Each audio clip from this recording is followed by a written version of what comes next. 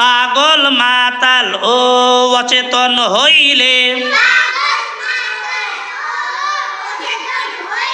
নামাজে উচ্চস্বরে হাসিলে,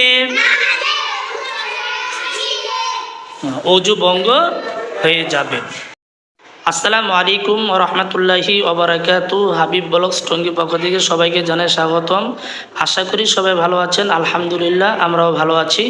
আজকে মাদ্রাসার ছাত্রছাত্রীদেরকে পড়ানো হবে অজু ভঙ্গের কারণ 7টি। অজু ভঙ্গের কারণ 7টি অত্যন্ত গুরুত্বপূর্ণ একটি পড়া, যে পড়াটি জানা না থাকলে, যেই বিষয়টি জানা না থাকলে অজু ভঙ্গ হয়ে যায় বা অজু থাকে না, এটা জানা না থাকলে তো অনেক সমস্যা। সেটা হলো অজু যে থাকবে না বা অজু কী কারণে ভঙ্গ হয়ে যায়, এটা আমাদের জানা অতি জরুরি। তো এর জন্য আমরা ভিডিওটি সম্পূর্ণ দেখব এবং চ্যানেলটি অবশ্যই সাবস্ক্রাইব করব পরবর্তীতে নতুন ভিডিও পাওয়ার জন্যে। আর ভালো কমেন্ট এবং শেয়ার করে অপরকে শেখার জন্য শেয়ার করে দিব, অপরকে জানানোর জন্য শেয়ার করে দিব। তো এখন আমরা শিখব অজু ভঙ্গের কারণ 7টি। তো সবাই কেমন আছো? আজকে আমরা পড়ব অজু ভঙ্গের কারণ 7টি। সবাই আওয়াজ করে পড়বে, অজু ভঙ্গের কারণ 7টি।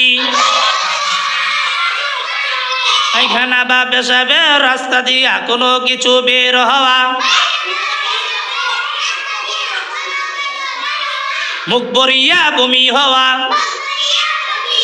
শরীরের কোনো জায়গা হইতে রক্ত পুজ পানি বাইর হইয়া গড়ায় পড়া,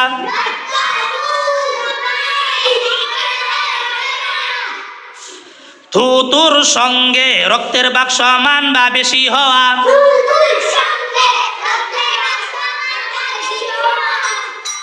চিত বা কায়ত হইয়া হেলান দিয়া ঘুম যাওয়া,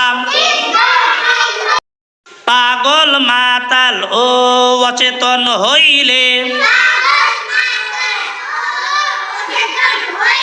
নামাজে উচ্চস্বরে হাসিলে, অজু ভঙ্গ হয়ে যাবে।